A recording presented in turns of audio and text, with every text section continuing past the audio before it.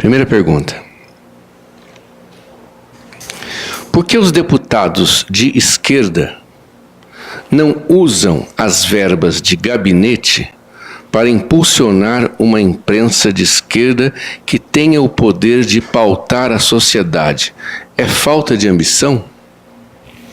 Acho que, na verdade, os deputados de esquerda eles se adaptam ao funcionamento estabelecido pela burguesia para a atividade parlamentar. Então, eles fazem uma atividade que visa ir sedimentando e garantindo a próxima eleição. Né? E eles acham, porque o cretinismo parlamentar impera, que realmente você apresentar um projeto de lei e você fazer discurso no parlamento, realmente vai mudar alguma coisa seriamente no Brasil, quando na verdade não muda nada. Você vê que eles estão aí há 400 milhões de anos fazendo discurso, entra o Bolsonaro aí, derruba o país como se ele tivesse com um trator na mão e tivesse passado por cima de tudo. Cadê as reformas? Cadê os projetos de lei? Cadê isso? Cadê aquilo? Assumindo tudo, está evaporando tudo. E já não era muito, né? Porque se a gente olhar, a maior parte da população recebe salário mínimo, o salário é uma porcaria, o desemprego é enorme, a pobreza da população é enorme, isso aí não mudou nada nos últimos, 40 anos, a situação só tem piorado, né? Então, é preciso abandonar essas ilusões, né? Achar que com discurso no Congresso e reeleição de deputado, nós vamos conseguir alguma coisa que não vai acontecer nada. Até porque os deputados de esquerda sempre foram minoria. As reformas que foram aprovadas aí é porque havia um acordo com os setores da burguesia para aprovar determinadas reformas. E muitas delas foram aprovadas porque havia uma mobilização constante de determinados setores para conquistar aquelas reformas. Quer dizer, então, é por isso que o deputado ele é essa coisa inócua, inútil que a gente está vendo, é um negócio inútil. O Alexandre Domingues, ele aproveita para dar um recado que o PCO chama todos os companheiros militantes, filiados e simpatizantes para a reinauguração da sede de Belo Horizonte, que é no Maleta, loja 67, térreo, no dia 10 de maio, às 19 horas. E eles terão lá a presença do Sarau Lula Livre. Então, quem for de Minas Gerais ou estiver passando por Belo Horizonte no dia 10 de maio, às 19 horas, lá no Maleta, loja 67, térreo, reinauguração da sede do PCO lá com o Sarau Lula Livre. Próxima pergunta. Não, antes da próxima pergunta, uma observação. Um novo membro, que é a Carline Arendi, ela pede para lhe dizer, Rui, que existe um telão na UALB, Universidade Aberta Leonel Brizola, exibindo a análise agora num telão. Ah, muito bom. Não? Muito boa notícia essa. Pergunta: puxa, Rui, você está acabando com nossas esperanças. Tenho participado dos atos e vejo que você está certíssimo. E sendo sincero, mas o que fazer?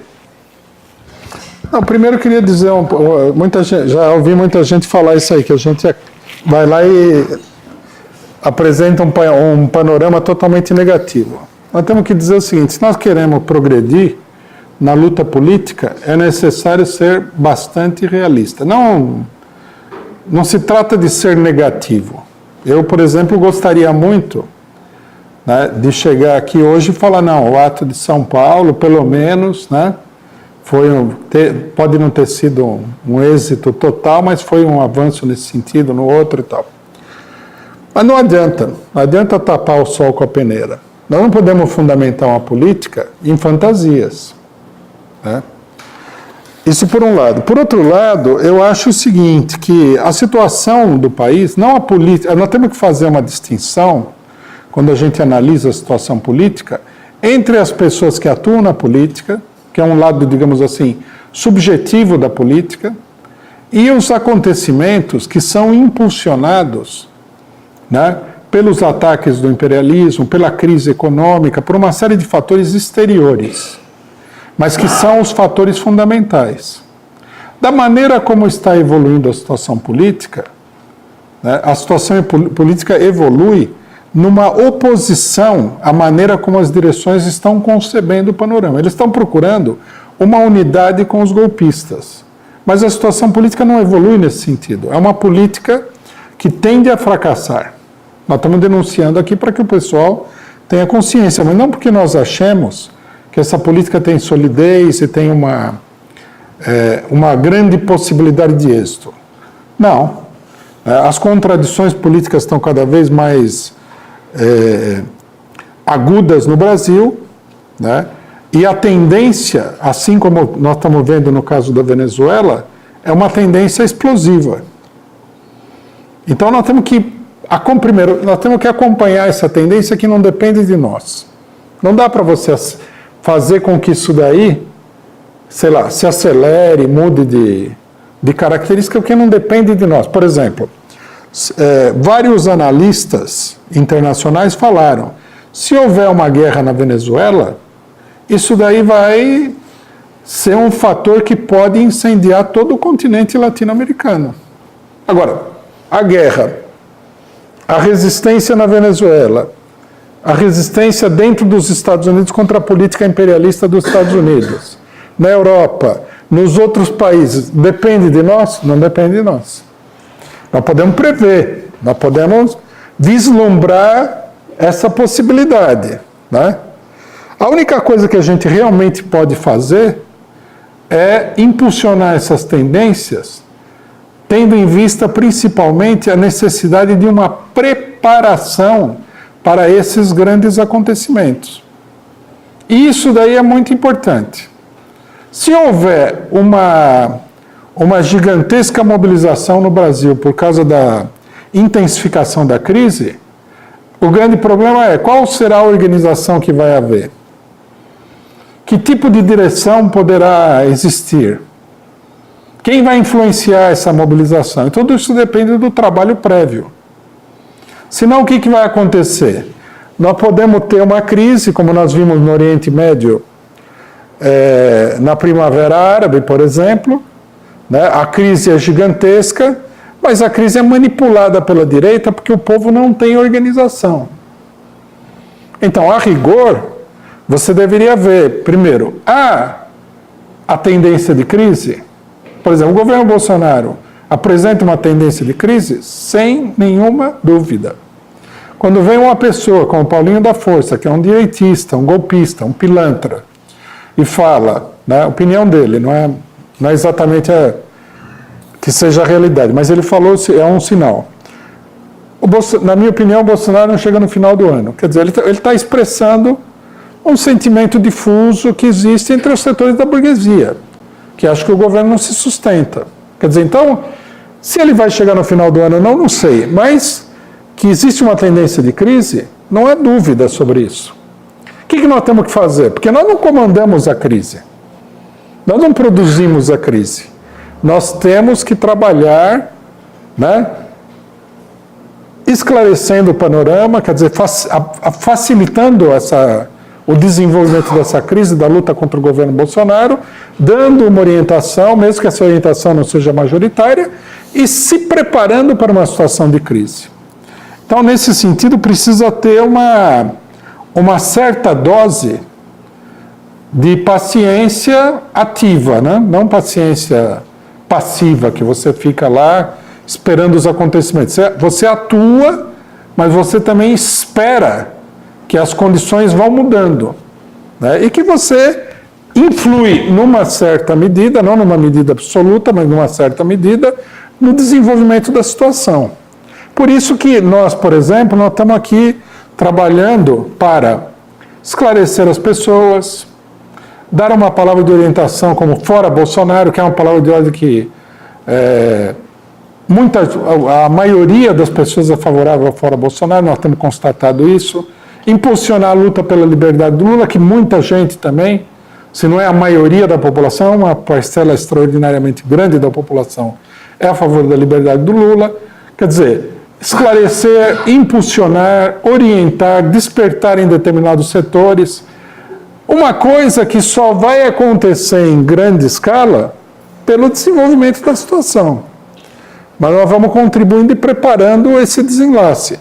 Se houver uma crise, né, nós temos a esperança de que, por exemplo, o PCO, os comitês de luta contra o golpe, as pessoas que querem efetivamente lutar, vão estar em condições de ter um papel mais determinante na situação.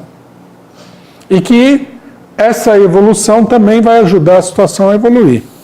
Só que é aí que dá, não dá para fazer milagre, política é uma coisa complexa, envolve, só no Brasil envolve aí mais de uma centena de milhão de pessoas. Então vocês imaginem que nós temos que ter uma ajuda do destino, porque sozinho não dá para botar esses 100 e tantos milhões em movimento, né? Não é possível. O Lucas Guimarães e o Adriano Teixeira, ambos contribuíram com o Superchat. Eu vou fazer as perguntas dos dois ao mesmo tempo. Do Lucas Guimarães: se política das direções é uma política de acordo, que fatores externos, à esquerda ou à direita, podem mudar essa orientação? E do Adriano Teixeira: Rui, como você vê a greve geral do dia 14 de junho, em questão de organização e objetivo?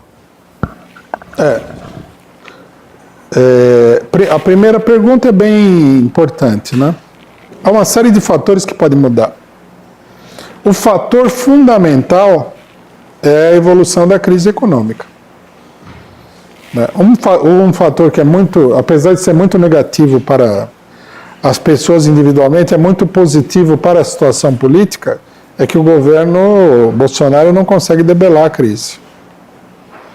Isso aí enfraquece esse governo de uma maneira extraordinária e, portanto, impede o governo de fazer mais, cometer mais crimes contra a população. Esse é um fator. O segundo fator é o desenvolvimento geral da política. O Bolsonaro, ele herdou, né, e ele não foi um fator de superação da crise política que se desenvolve desde a época do golpe. O Bolsonaro virou um Temer, praticamente, aí. Quer dizer que ele herdou toda a carga, né, de crise política que existia antes da eleição dele, e a eleição dele não conseguiu superar. Outro fator muito importante, que muita gente fala contra, né, mas é absurdo, da parte da esquerda, da parte da direita tudo bem, mas da parte da esquerda é absurdo, é a polarização. A situação só evolui através da polarização. A politização do país é quando você tem uma parcela da população numa posição de antagonismo à direita.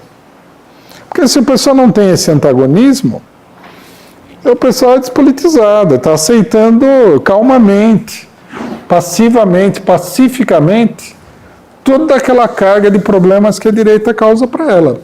Então, a polarização, nós trabalhamos, por exemplo, para que o país se divida. De um lado, os que querem derrubar o Bolsonaro, dos outros lados, os que querem segurar o danado no poder ou colocar o Mourão no lugar dele.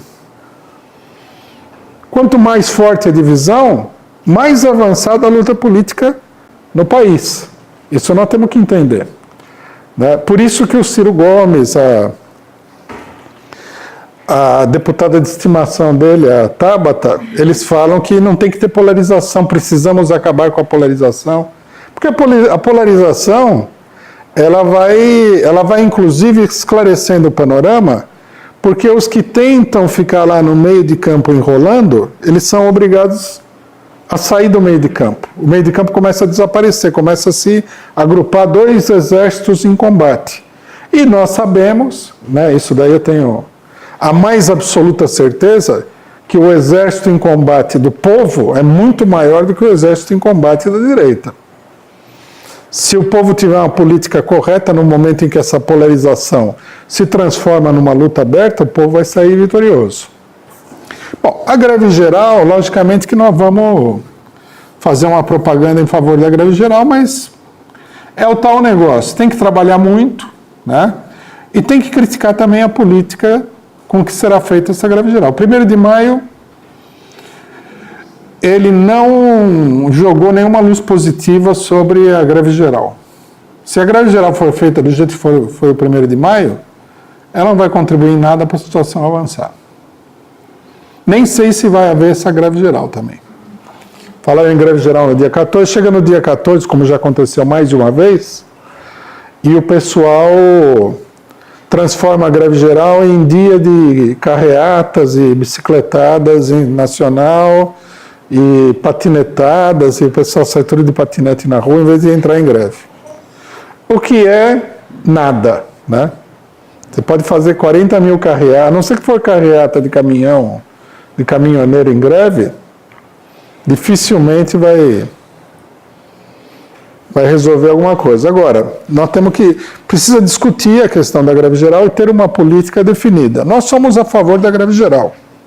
Agora, como defender a greve geral é um problema que nós vamos discutir provavelmente no próximo sábado. O Mark Davis pergunta: Rui, você acha que, ao fim e ao cabo, Maduro irá cair? Olha, eu não sei, viu? Porque o imperialismo nesse último período aqui teve muitos fracassos. Então nós temos que levar isso em consideração. A política do Maduro, na minha opinião, ela é uma política arriscada. Ela é uma política que abre a brecha para o imperialismo numa série de questões. Embora ele resista, e nós estamos apoiando ele nessa resistência, naturalmente.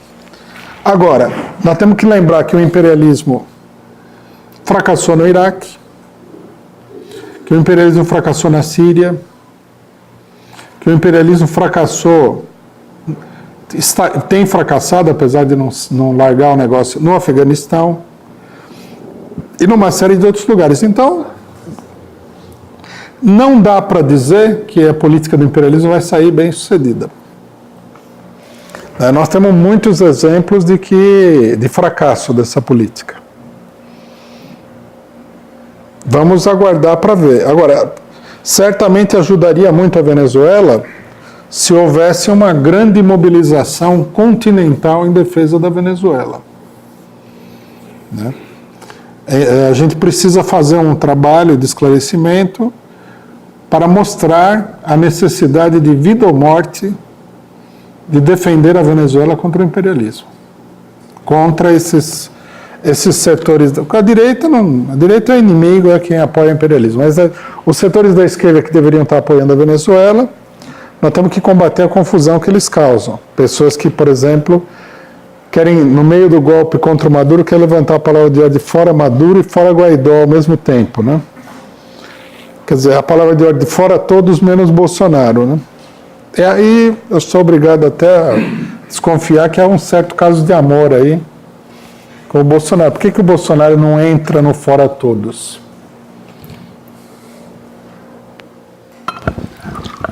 Dando as boas-vindas a novos membros, Wilson Rezadori, seja bem-vindo, e Enio Martins, seja bem-vindo.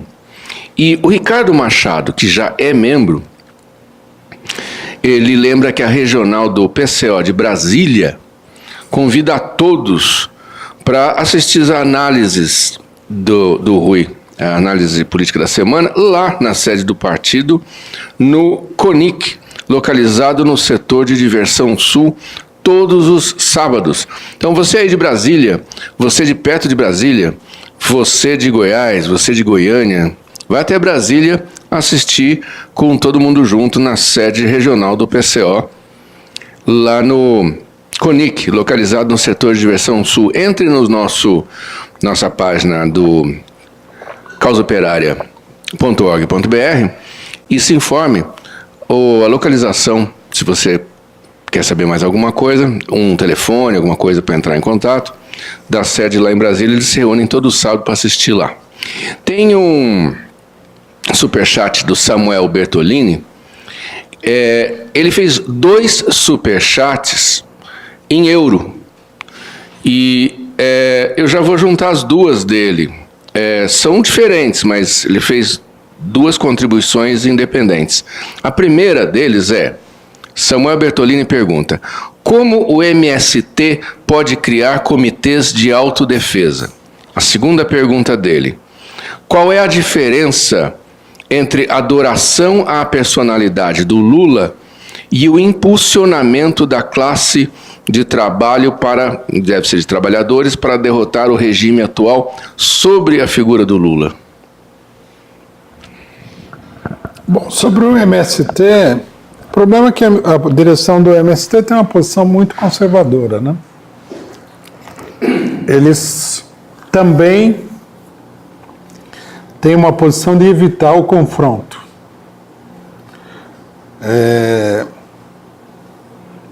Coisa que nós percebemos que na base do MST não é bem assim. A base do MST é bem aguerrida. A direção é que tem uma posição mais conservadora. Eu acho que seria de fundamental importância a discussão do problema da autodefesa entre os sem terra, porque o número de assassinatos já é muito grande. Eu não tenho a estatística aqui, mas é assim, a cada 3 dias você ouve falar de um novo assassinato de sem terra. É uma situação extremamente grave. Então, da nossa parte, nós temos que fazer a propaganda no sentido da Constituição, dos comitês de autodefesa, cuja prioridade nesse momento, visivelmente, são os trabalhadores rurais. Não há dúvida nenhuma. Sem falar que a gente precisa fazer uma forte denúncia desses assassinatos nas cidades, né, para levantar a opinião dos trabalhadores contra a violência dos latifundiários dirigida aos trabalhadores sem terra. Com relação ao Lula, né, eu acho o seguinte, que uma coisa que nós temos que considerar é assim,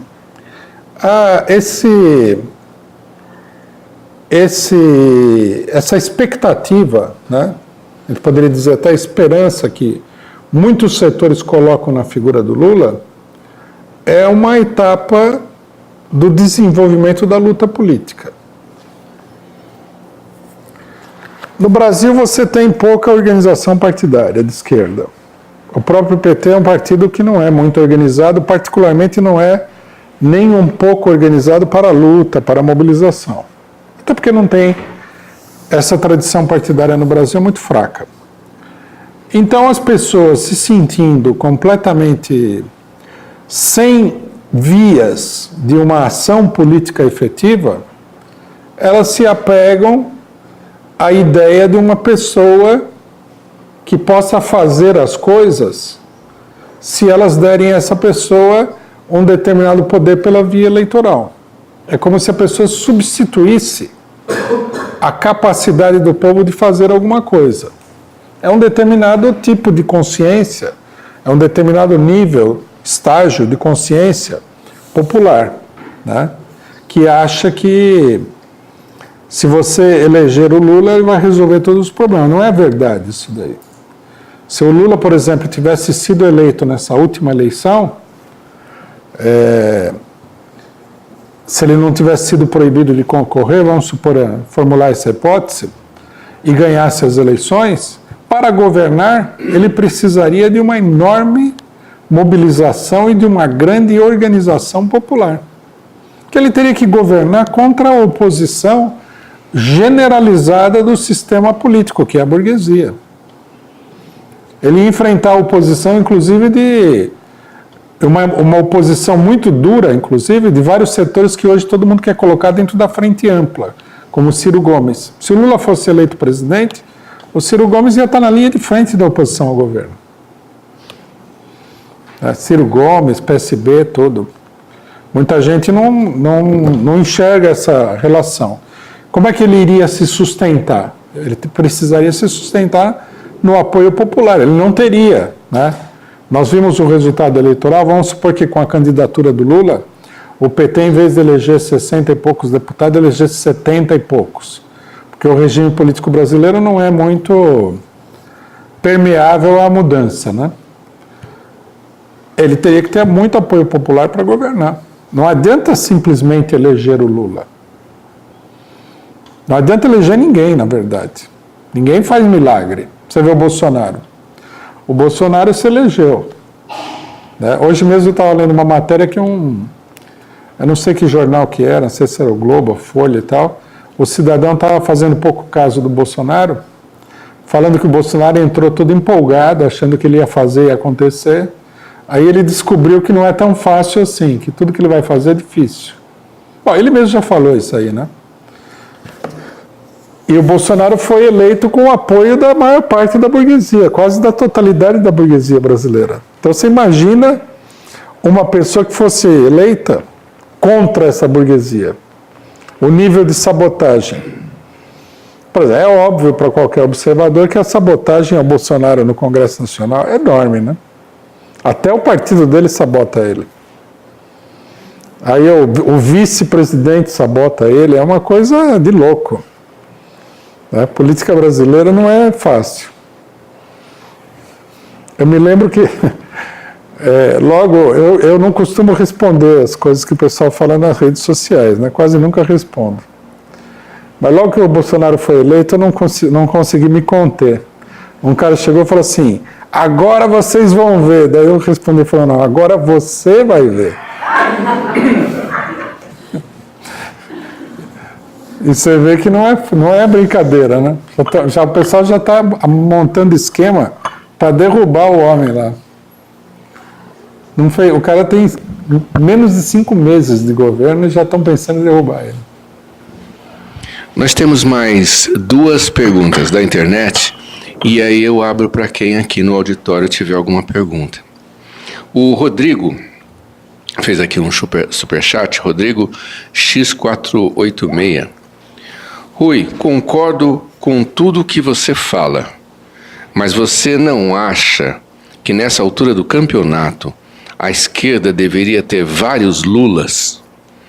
Apostar todas as fichas em um senhor que está nas condições que está não mostra que estamos perdidos?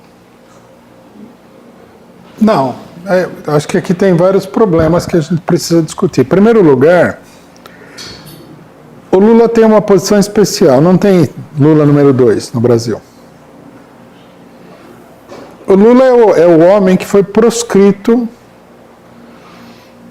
pelo conjunto da burguesia, com processos falsos e tudo. Por quê? Porque ele é uma pessoa que tem poder suficiente para ter uma dose de independência diante da crise. Você vê o Bolsonaro, que tem muito menos apoio popular do que ele, não consegue enfrentar a situação. Até o vice torpedeia ele. O Lula não, pelo apoio popular que ele tem, as pessoas teriam que tomar um certo cuidado ao entrar em confronto com ele. Até nesse momento é uma enorme preocupação da burguesia com a situação do Lula. Veja que o STJ, apesar de ter confirmado a sentença, né, em terceira instância, diminuiu a pena, daí autorizaram ele, que não queriam autorizar, a dar entrevistas. Tudo isso daí não é de graça, não é da bondade do coração de ninguém, é porque eles estão sentindo que a situação é muito grave. Então, se você faz política e você domina o país, você tem que dar um pouco de vazão à pressão geral, porque senão o negócio explode. É como uma caldeira de pressão. Se você não tiver uma válvula para regular a pressão, a caldeira explode. Então, a diminuição da pena, as entrevistas do Lula, são uma válvula de pressão. Né? Nada mais, porque ninguém está pensando em colocar o Lula de novo como líder, acabar com os processos, nem nada. Até a ideia como é que chama? Da prisão domiciliar é uma válvula de pressão. Então, nós temos que entender isso daí. O Lula, não é um problema da personalidade dele nem nada, mas é uma circunstância do desenvolvimento político nacional, ele ocupa um lugar especial na situação política brasileira, quer nós gostemos ou não, né? Você pode gostar, pode não gostar, mas a primeira coisa é reconhecer o que é uma realidade. Bom, segundo lugar, se nós queremos promover uma transformação do país, a transformação ela precisa estar presente em todos os lugares. Não existe salvador da pátria. Só o povo organizado e consciente pode mudar o país. A mudança ela tem que se dar, ela tem que penetrar em toda a sociedade. Não adianta você ter um presidente, o cidadão assina um decreto e todo mundo vai cumprir. Isso não é real. Você quer uma reforma agrária, então os trabalhadores do campo têm que se mobilizar e lutar pela reforma agrária. Você quer que a mulher seja emancipada, as mulheres têm que se mobilizar e lutar pela sua emancipação. E não um pequeno grupo de mulheres, mas a grande massa de mulheres, né? E assim por diante. Se não houver uma vontade de transformação, que é uma consciência, na população, a coisa não vai mudar. Não é possível mudar, a não ser que o conjunto da população sofra uma transformação e queira e trabalhe ativamente por essa mudança. Não existe nenhuma outra alternativa real. Então, a questão do Lula não é apostar no Lula. Por exemplo, nós apoiamos o Lula contra os golpistas e contra a burguesia, porque há uma contradição evidente, né? Então, é uma maneira de você derrotar os golpistas. Agora, que o Lula seja a salvação da situação, isso é fictício. Não é assim. Se nós conseguirmos tirar o Lula da cadeia, eventualmente ele seja candidato, ganhe as eleições, é um passo adiante, mas não vai resolver todo o problema. Ninguém pode ficar com esse tipo de expectativa. É preciso organizar o povo e é preciso educar politicamente o povo através da política, porque você só educa politicamente através da política. Não adianta abrir uma escola para educar politicamente o povo, isso aí também não funciona. Então, quer dizer, é a organização. Quando os professores estiverem organizados, e os professores são dos setores mais organizados dentro da sociedade brasileira, mas quando eles estiverem bastante organizados, a educação tende a mudar. Muda porque há toda uma opinião, todo um movimento, toda uma corrente a favor dessa mudança. Agora, não adianta a pessoa chegar lá, ganhar o governo do Estado e mudar a educação, não vai. Pode ajudar em alguma coisa, mas não vai resolver nada, não. Quando as pessoas olham as revoluções, elas olham assim, né? Teve revolução na Rússia, então Lenin e Trotsky fizeram a revolução. Lenin e Trotsky, eles eram assim meio que uma parte pequenininha da revolução. A revolução foi feita pela quase totalidade do povo russo. Se não fosse isso daí, não adianta Lenin, não adianta Trotsky, não tem esse negócio. As revoluções são feitas pelas massas populares, não por indivíduos. Os indivíduos dirigem, orientam, cumprem um papel, mas não fazem nada sozinhos. É totalmente absurdo pensar isso daí. Então, quer dizer, não adianta o Lula. Não é que a gente não deva lutar pela liberdade dele, eventualmente, numa situação, propor a eleição dele ou outras coisas. Mas o Mandorinha não faz verão. Precisa ter uma organização séria do povo para mudar o país. Agradecendo aqui o superchat da Carolina Silva e fazendo a última pergunta da internet. E aí eu abro para as perguntas do auditório. O Guilherme Ferraz fez aqui uma pergunta através de um superchat. O ministro da Educação afirmou que cortou 30% do orçamento das universidades para investir em educação infantil como creches. E ele queria que você comentasse, Rui. Primeiro é mentira, né? Quero ver o Bolsonaro investir em creche. A política, você vê que o Bolsonaro, é incrível que o Bolsonaro ele fala as coisas mais desencontradas e o pessoal leva a sério. Por exemplo, o Bolsonaro chega, o ministro das Relações Exteriores, esse maluco aí do Ernesto Araújo, ele fala assim, precisamos lutar pela democracia na Venezuela. Mas por que ele vai lutar pela democracia na Venezuela se o Bolsonaro é a favor da tortura, de matar todo mundo? Ou seja, se o presidente dele, que ele comparou com Jesus Cristo essa semana, é totalmente a favor da ditadura, por que ele quer a democracia na Venezuela, pô? Teria que primeiro convencer o Bolsonaro a ter democracia, então, no Brasil, ser contra a tortura, porque tortura não é democracia. Ser contra o assassinato dos opositores políticos em massa, ele falou que tinha que matar mais de 30 mil pessoas, que a ditadura só fez o serviço pela metade. Aqui também. A Damares falou que a mulherada tem que ir para casa. Então, para que creche? Por que o ministro da Educação vai fazer creche? Sendo que o ministro da Educação é ainda mais obscurantista do que a própria Damares. É tudo conversa mole. Ele só está explicando isso daí, que é para ele destruir a universidade, as universidades públicas, né? Inclusive, nós temos que esclarecer bem aqui, que eu acho que muita gente não entendeu. O pessoal acha que o Bolsonaro, né, a política do Bolsonaro atualmente, que é a política de todo um setor da burguesia, é a mesma política que a burguesia tinha na época do FHC, do Collor, do Sarney. Não, não é. A política mudou totalmente. O time bolsonarista, se eles conseguirem, eles vão destruir as universidades públicas e não vão colocar nada no lugar. O corte da verba é só uma aproximação do objetivo real deles. Eles são contra que no Brasil exista universidade. Eles olham para a universidade e falam, isso é um celeiro de gente de esquerda, né, de petista, de gente do PCO, do PSOL, disso e daquilo. Eles querem acabar com todos os sindicatos. Eles não estão preocupados em ter nenhum plano para a educação, né?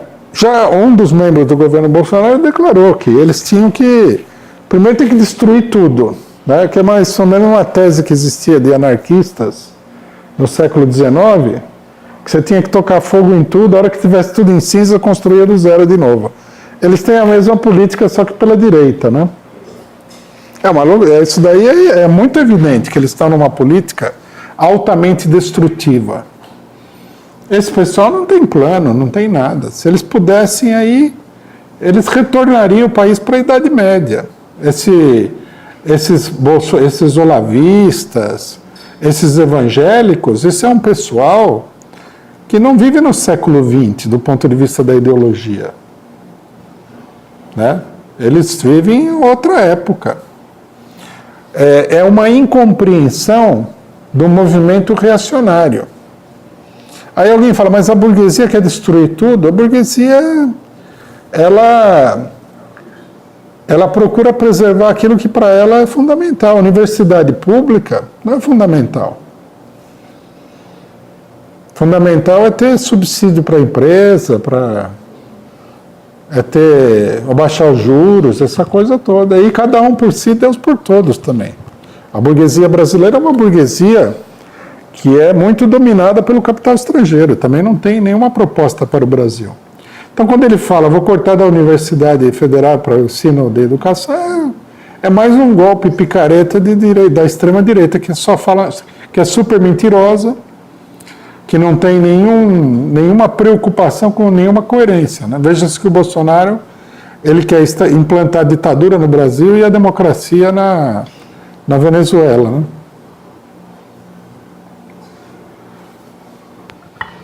Não, e eles, só um detalhe, o mais engraçado, eles acusam o Maduro de torturar pessoas. O Bolsonaro não é a favor do tortura, tem que apoiar o Maduro, se ele acha que o Maduro está torturando gente. Alguma pergunta da plateia?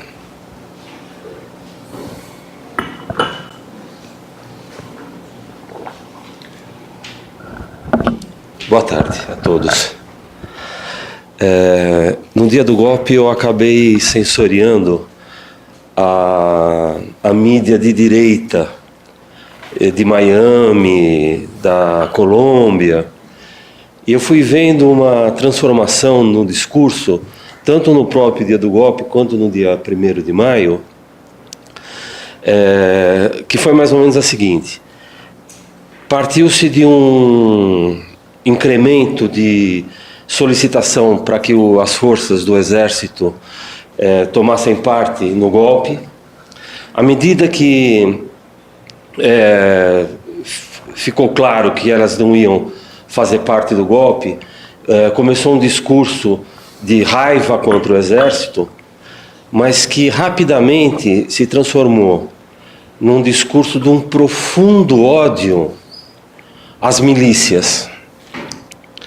Parece que as milícias jogaram um papel muito importante na conjuntura toda. Inclusive, numa das mesas redondas de uma televisão lá de Miami, uma das panelistas ali, ela descreveu, ela deve ter tido contato com família na Venezuela, ela estava em Miami, descreveu como é que foi que aconteceu ali no bairro onde a família, como é que aconteceu a contenção da mobilização da direita. Parece que existe um ator novo, que são as milícias. E, inclusive, depois, vendo um discurso, um dos fardados, lá, não foi o Padrinho Lopes, foi um outro militar, falou de guerra de todo um povo, que é um conceito clássico de guerra revolucionária, que acho que vem do GIAP, né? É toda uma história assim que eu lembrei desse conceito. Eu queria que você fizesse um comentário sobre essa possibilidade desse ator novo, né?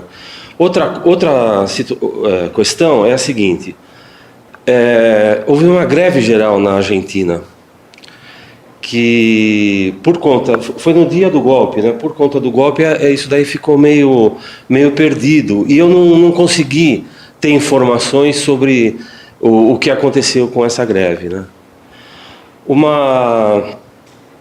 Eu tenho mais uma coisa para falar. Uma coisa interessante que eu tenho notado é o seguinte: da situação aqui no Brasil, eu tenho acompanhado bastante a mídia de fala hispânica, né? E eu percebo que existe um nível de debate na situação do Brasil que eu não vejo na mídia de esquerda brasileira. Eu vejo que existe debate, eu escuto debate em espanhol, eu não vejo debate na mídia brasileira. Aproveitando a tua situação de líder de partido e jornalista também, né? Talvez você possa fazer uma avaliação sobre essa questão. É isso aí. Sobre a questão venezuelana, eu acho que mais ainda do que as próprias milícias, a situação, ela, com as tentativas de golpe anteriores, ela evoluiu no sentido de um apoio maior ao governo, maior e mais ativo ao governo, e um completo esvaziamento da direita. À medida que as coisas vão se esclarecendo, né, fica claro que você está de frente aí de um inimigo do povo, que é o imperialismo. Isso daí é muito difícil também, que uma maioria da população apoie a agressão imperialista contra o seu próprio país, né?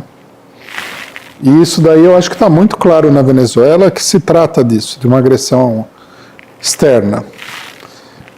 Eu acho que as milícias cumprem um papel importante,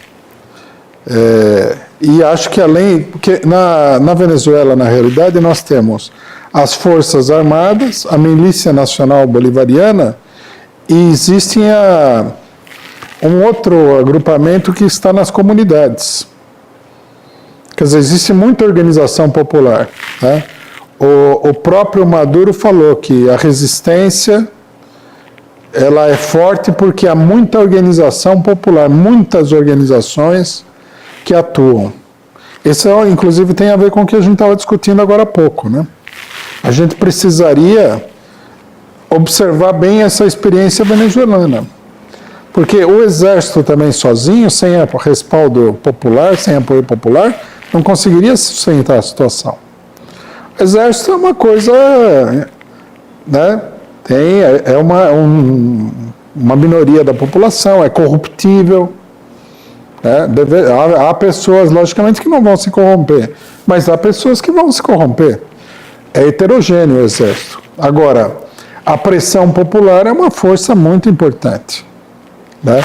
Inclusive, eu tinha lido, corroborando a sua avaliação, eu já tinha lido que uma das análises que o imperialismo fez sobre a Venezuela, não é que ela seja correta em geral, mas eu indico como uma opinião significativa, né? Eles falavam o seguinte, que o exército boliviano era relativamente fácil de derrotar. O problema seria controlar as grandes cidades por causa das milícias, não da milícia nacional bolivariana, mas das milícias que estão organizadas nas comunidades. Quer dizer, então, traduzindo isso daí para um termo mais geral, é assim, você derrotar o exército pode ser, mas o povo todo é complicado e haveria muita resistência popular, porque também nenhuma milícia mal armada pode ser um problema se não tiver apoio popular. A gente viu como funcionou a questão no Iraque, né? Os norte-americanos tiveram uma derrota muito significativa no Iraque e uma lição política importante, porque eles invadiram o país, derrotaram o exército iraquiano, só que depois eles foram derrotados pela guerrilha que era organizada por milícias populares. Tanto as milícias sunitas, como as milícias xiitas e milícias de ex-militares que se reagruparam depois da derrota para os norte-americanos. Eles não conseguiram sustentar a situação lá. Eles tiveram que ceder, tiveram que fazer um acordo com um governo que é sustentado em parte pelo Irã. Uma das dificuldades também do imperialismo com o Irã é isso daí. O Irã tem um poder muito grande no Oriente Médio por causa da derrota dos governos pró-imperialistas ou da destruição de governos que antes controlavam a situação em outro sentido.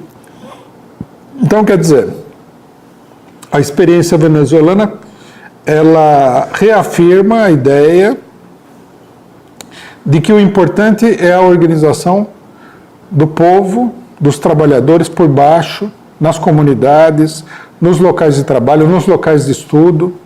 Se nós não tivermos isso daí, nós não temos nada, na verdade. Não adianta eleger presidente da República. É uma ilusão eleitoral. Né? Então, isso daí é uma questão. Sobre qual que foi a segunda questão que você levantou? Da Argentina. Bom, eu vi que teve a greve geral, né? A situação na Argentina para o Macri é muito difícil. Ele perdeu praticamente o controle da economia e a coisa caiu aí num beco sem saída. Essa que é a realidade. Mas eu não tenho uma avaliação específica da greve, o que aconteceu. Eu imagino que tenha sido uma greve importante porque o governo está em retrocesso total. Né? Tanto que nós temos essas pesquisas que dão a vitória da Cristina Kirchner, né? Muito surpreendente, inclusive, a gente deve dizer. No marco político geral, mesmo com toda a crise do governo Macri, né? Isso daí é um pouco surpreendente. Bom, a terceira questão sobre o debate político, eu acho que é assim, o debate político da esquerda brasileira é muito superficial. Né? A gente nota, por exemplo, ao ver a análise de muita gente de esquerda, que, na verdade, a pessoa leu a imprensa e tira conclusões a partir dessa leitura da imprensa, o que é uma coisa muito sem sentido, né?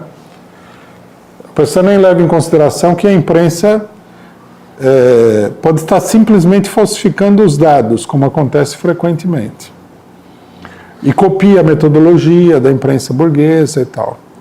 Eu acho que isso daí é um retrocesso intelectual da esquerda, né?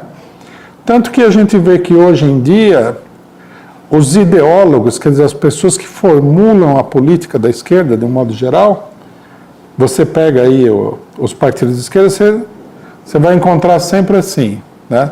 Coluna assinada, fulano, professor de alguma coisa. Bom, ser professor pode dar você autoridade para dar aula em algum assunto. Agora, política não é um assunto, é um assunto para professor, mas é um assunto geral, para todo mundo. E a política é, digamos assim, metaforicamente falando, uma profissão muito específica, né? Ela é a profissão dos políticos. Não tem nenhum professor no mundo que é mais esperto do que as pessoas que efetivamente são, para usar uma palavra da moda, operadores da política burguesa, por exemplo. Nenhuma universidade vai ensinar para você isso daí. No caso da esquerda é pior ainda, porque você ser um hábil conhecedor das engrenagens parlamentares é uma habilidade relativamente importante no âmbito da política, que é o parlamento, que são as eleições, etc. e tal. Mas a esquerda marxista, né, principalmente a esquerda marxista, é uma coisa muito mais complexa, porque aí você teria que ter o conhecimento do marxismo, da história do movimento operário, né, porque o marxismo o que é? É uma generalização da história do movimento operário. Engels já tinha dito que o comunismo, né, é a compreensão das condições de libertação da classe operária. Quer dizer, o marxismo é uma teoria que generaliza, né, a existência da classe operária desde os seus primórdios até hoje. Ou seja, a existência do capitalismo. Então é um conhecimento profundo que ninguém vai ensinar também na universidade, né? Você precisa conhecer a teoria e precisa conhecer os fatos, tem muita coisa. Daí a superficialidade da esquerda. Eu acho que é um retrocesso, por exemplo, na década de 60, na década de 1970, até 80, né? Todas as organizações de esquerda tinham pessoas mais preparadas para realizar essas tarefas, todas. Muito mais preparadas do que hoje, né? E como o pessoal foi retrocedendo politicamente, muitos abandonaram completamente qualquer ideia de revolução, né? Fosse uma ideia profunda dentro daquela organização política ou não, isso aí foi abandonado. O grande negócio se transformou na democracia. E da democracia nós partimos para uma coisa ainda mais rebaixada, que é o parlamentarismo, quer dizer, uma atividade parlamentar que seria, no caso, a democracia, né?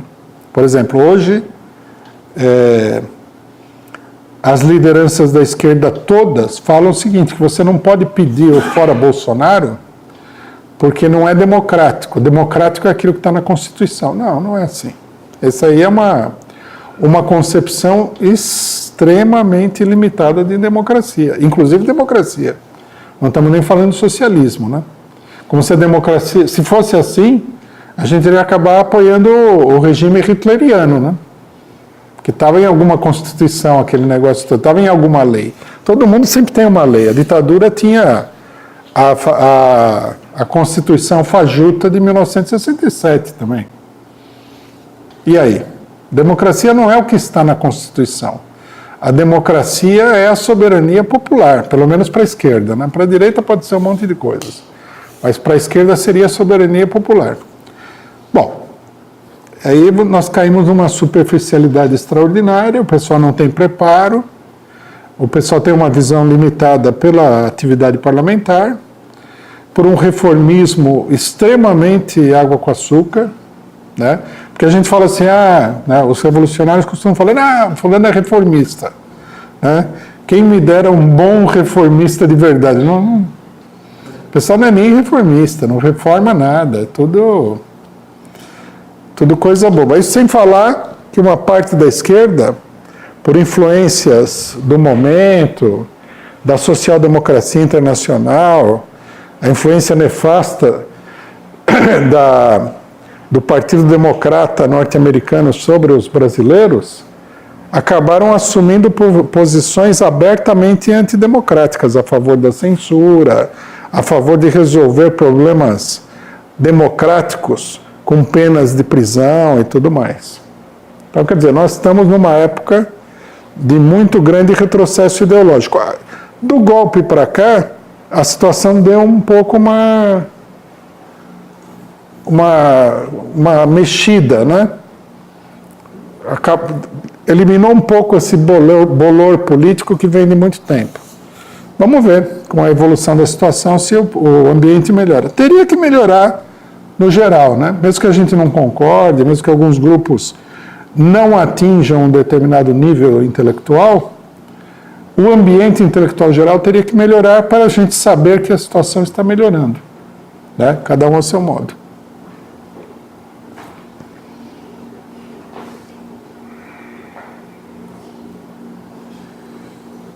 Bom dia, Rui. Bom dia, pessoal. Bom dia.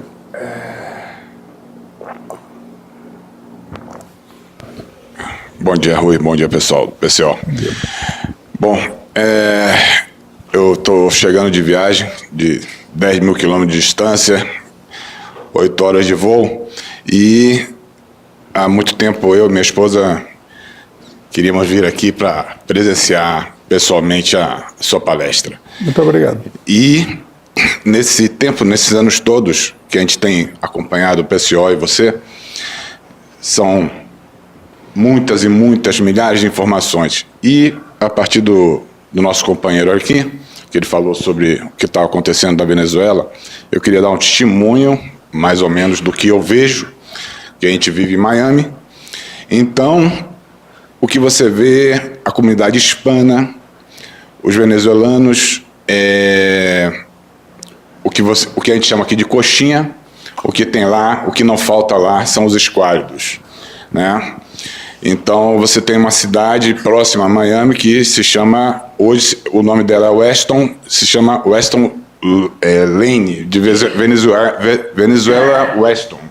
Uma mistura, né? Porque tem muito venezuelano e muitos milionários. Quanto a que ele falou das milícias, e eu estava discutindo isso com um amigo outro dia, os Estados Unidos não vai meter o pé na Venezuela. Ele não vai botar bota na Venezuela. Porque uma coisa é você fazer uma guerra, bombardear Síria, Iraque, Afeganistão, a 15 mil quilômetros de distância, onde nunca ninguém viu um afegão, nunca ninguém viu um iraquiano, diferente da Venezuela. Porque uma bomba caindo numa região mais rica, ou até não rica, tá? Porque foi a amiga da vizinha minha que morreu numa bomba americana. Isso não vai dar certo. Eles não vão fazer isso. É terrível, mas... Eles não vão correr esse risco, certo? O meu medo é justamente isso, é essa pressão econômica de estrangulamento da Venezuela. O problema, as pessoas não têm a visão histórica da Venezuela, que a Venezuela não produz nada. Claro, ela não produz nada porque os Estados Unidos nunca permitiu a Venezuela produzir nada, a não ser tirar petróleo e mandar para o próprio Estados Unidos para refinar e devolver a gasolina pronta para pagar mais caro do que o próprio petróleo que ela exportou. Então as pessoas não têm essa visão.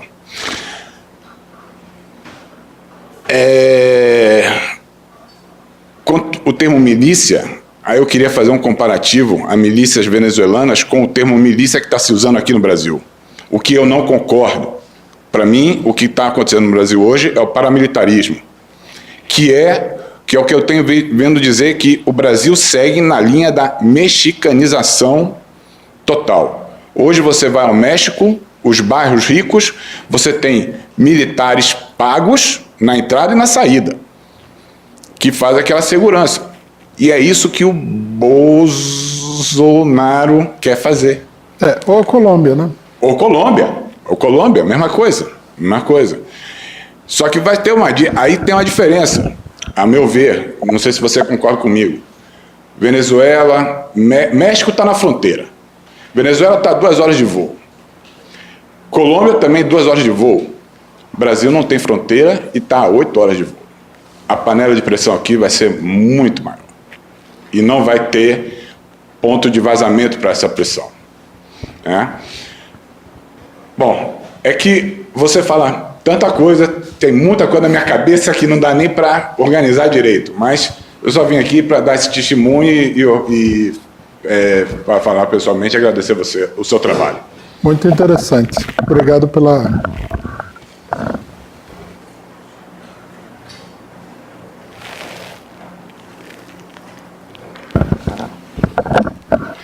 Bom dia a todos.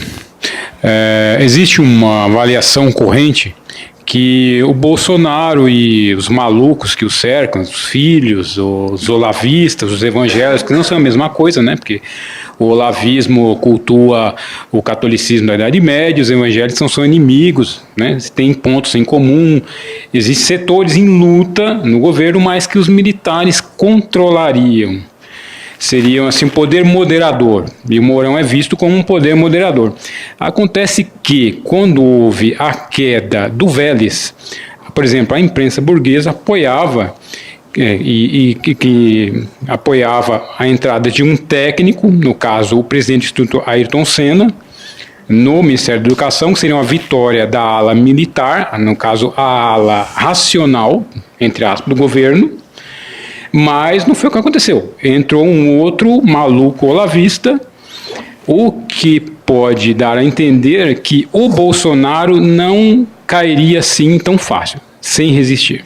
Que o Bolsonaro resistiria a um putsch da ala militar, ou ele mesmo tentaria um putsch com aqueles malucos lá do Olavo, com a turminha dele, alguns oficiais, tentaria um gesto desesperado para ficar no poder, e a conjuntura está mostrando que ele tem mantido a influência desses grupos mais perto dele em relação aos grupos mais, digamos, racionais, que é seria o grupo militar, e a burguesia também que o apoia. Né?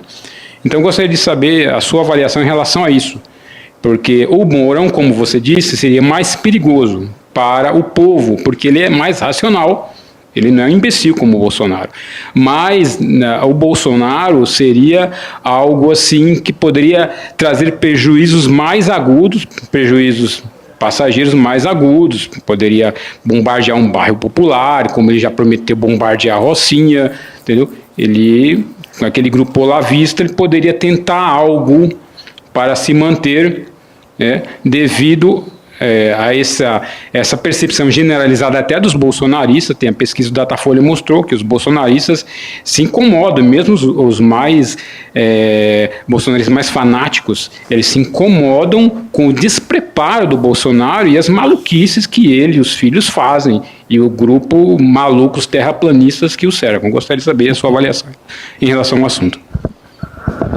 Esse é um problema importante da situação. Tem várias questões aí que eu acho que são importantes de precisar, né? Primeiro, eu acho que de um ponto de vista geral, nós temos que considerar que a consolidação de um governo bolsonarista, com ou sem o Bolsonaro, porque o pessoal fala que o Mourão é mais racional, mas o Mourão, ele fez várias ameaças de golpe de Estado quando ele ainda não era nem vice-candidato. O Mourão é de um partido, a gente pode ignorar os partidos brasileiros, porque eles são muito instáveis, mas ele é de um partido que agrupa fundamentalmente vários setores de extrema-direita, que é o PRTB. O PRTB do Levi Fidelix. O PRTB, um ano antes da eleição, mais ou menos, ele promoveu aí uma conferência de organizações de extrema-direita. O pessoal não vê essas coisas. Não lembra também que o Mourão ele foi destituído do comando do Exército do Sul porque ele promoveu uma homenagem ao Brilhante Ustra. Quer dizer, ele é um Bolsonaro também, né? O problema-chave é a consolidação de um governo bolsonarista com ou sem o Bolsonaro. Esse eu acho que é a chave do problema, e o erro suicida que a esquerda está cometendo.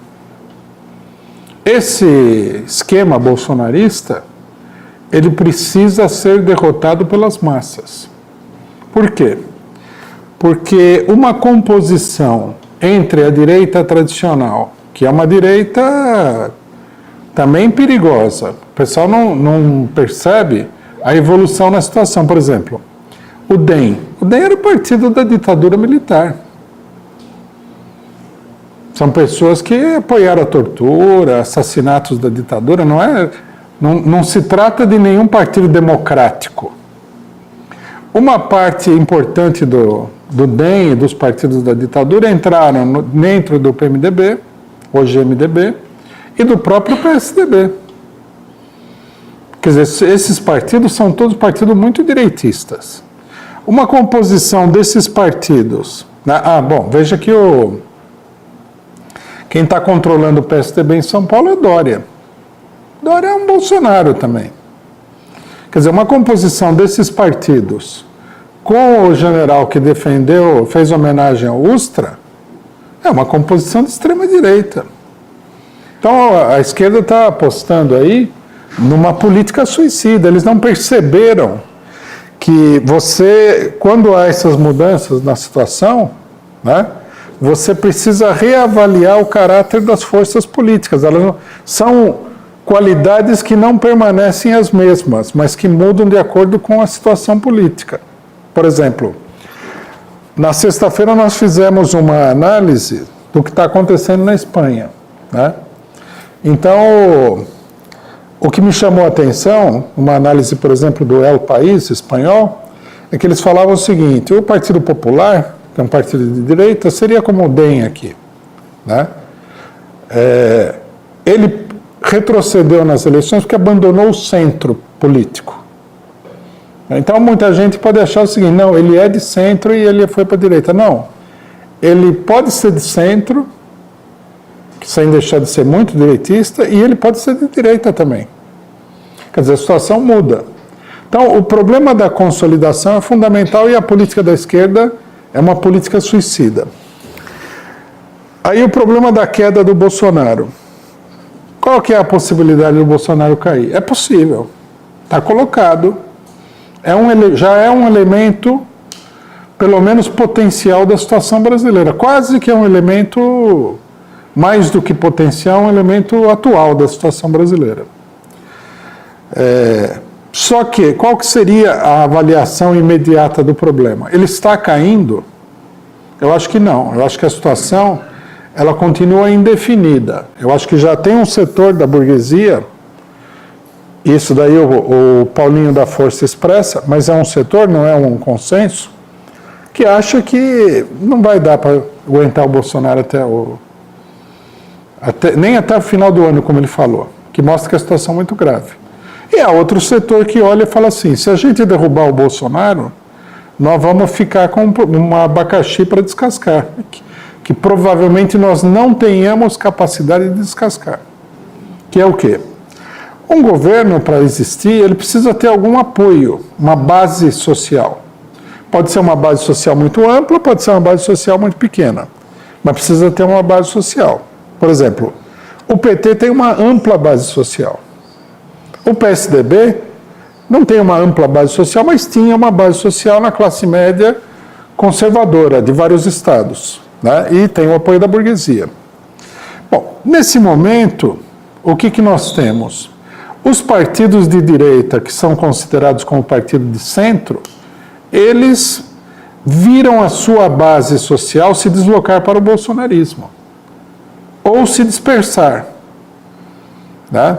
Porque é uma polarização. Quando há uma polarização, o centro ele tende a se esfarelar e, né, os farelos vão para os polos extremos, né?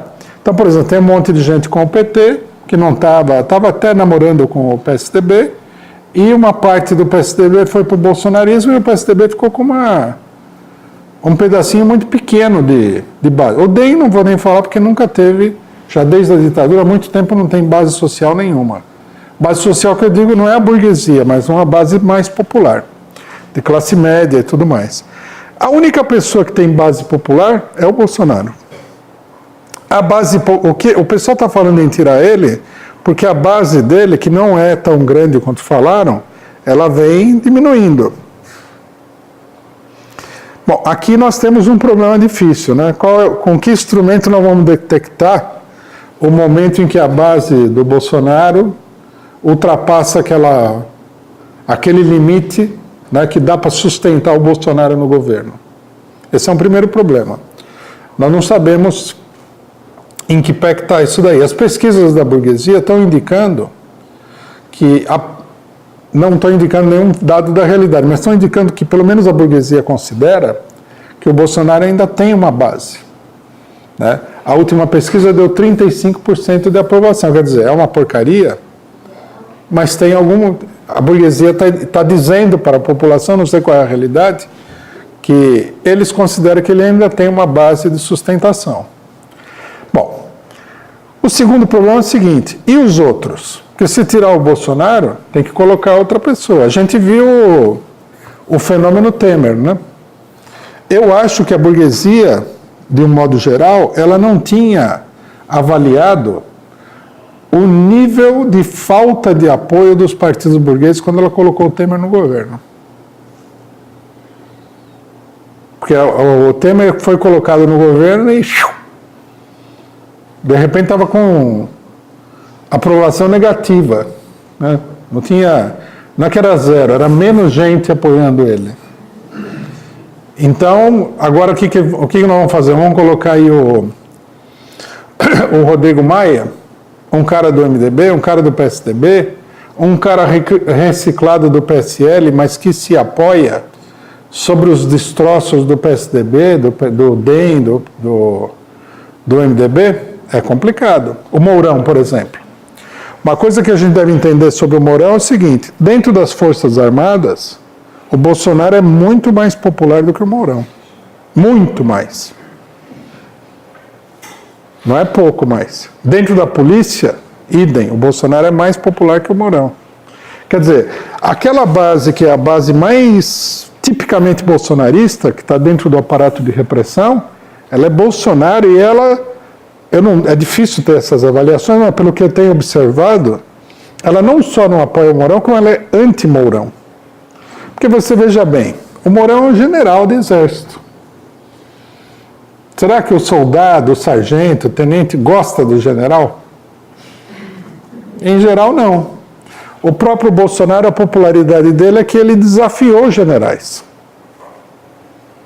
né? Então... os generais não têm muito cartaz, por problemas diversos, não tem salário, o pessoal acha que eles não ligam para o que está acontecendo com as Forças Armadas. Agora, na questão da aposentadoria, na questão das Forças Armadas, o Bolsonaro intervém a favor do pessoal de baixo, os generais só se preocupam com o pessoal de cima. Tudo isso daí é importante para levar em consideração. Então, um governo Mourão, para você ter um governo Mourão, você precisaria ter uma base de apoio para esse governo. E, nesse momento aqui, é difícil vislumbrar que essa base de apoio exista. A classe média, direitista que apoia o Bolsonaro, também não gosta do Mourão. Você vê as manifestações dos evangélicos, dos olavistas, dos malucos, é tudo contra o Mourão. Então, o Mourão ele é uma espécie de político do PSDB, com ideologia de extrema direita e sem apoio de ninguém. Por isso que a burguesia fala que o papel do Mourão é controlar o Bolsonaro, porque o Bolsonaro tem que ser a fachada do governo. E para o Bolsonaro ser fachada do governo, é preciso fazer concessões ao Bolsonaro, no caso da educação. Como deu muita gritaria na questão da educação, eles falaram, vamos ceder para a ala mais bolsonarista, né? Esse negócio da educação. Os militares, que são de direita, mas são mais pragmáticos, mais práticos do que a ala civil do bolsonarismo, eles olham e falam assim, vamos ter um pouco de sensibilidade política, não vamos fazer esses exageros e tal. Mas não é nenhuma divergência essencial, é mais um problema de administração da situação, né? Então nós temos essa situação. Problema número 1. o Bolsonaro ainda é a pessoa que tem apoio social. Não é grande, é pequeno, mas é ele que tem. E os outros não têm. Como formar um governo sem o Bolsonaro, sem que esse governo se transforme aí? E veja bem, se o Bolsonaro cair agora, tem praticamente 4 anos de governo ainda pela frente. Você imaginou 4 anos de Temer? Ia ser uma coisa... É uma crise extraordinária. O que foi dito aqui também, né, que eu acho que é sempre importante insistir. A situação, ela é uma situação que pode pegar fogo com uma certa rapidez.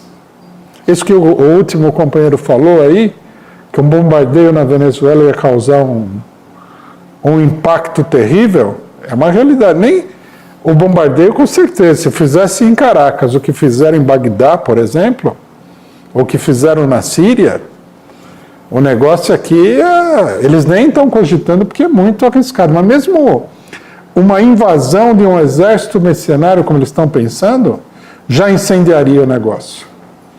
Porque despertaria o sentimento anti-imperialista em todos os países da América Latina. Reagruparia esse setor. Né? Uma coisa é você falar, baixa o golpe, está aquela confusão, o negócio não vai para frente, parece que não está acontecendo nada. Outra coisa é a notícia de que as tropas invadiram a Venezuela. Aí já um monte de gente sai à rua, aquele negócio todo. Por que eu trago esse problema? Porque mostra a situação aqui é muito delicada. Né? Se existe a possibilidade de que se abra essa crise e os norte-americanos eles estão, como é que se diz, tateando o terreno para fazer uma coisa que evidentemente é crítica, que os militares brasileiros têm medo de fazer, é porque a situação é crítica. Porque ninguém faz nada muito perigoso, a não ser que seja necessário. Né? Se alguém chegar para mim e falar assim, vamos lá no último andar e vamos pular de lá. Obrigado, tem um programa muito melhor que esse para... Só concluir aí você fala. Tem programa muito melhor que esse. Agora vamos supor que nós estamos no último andar e está pegando fogo. Aí você cogita de pular do último andar. Fala, vou quebrar a perna, né? Quebrar as 2 pernas e tal, sei lá. Mas morrer queimado é pior. Quer dizer, você faz coisas perigosas quando a situação impele você a fazer coisas perigosas.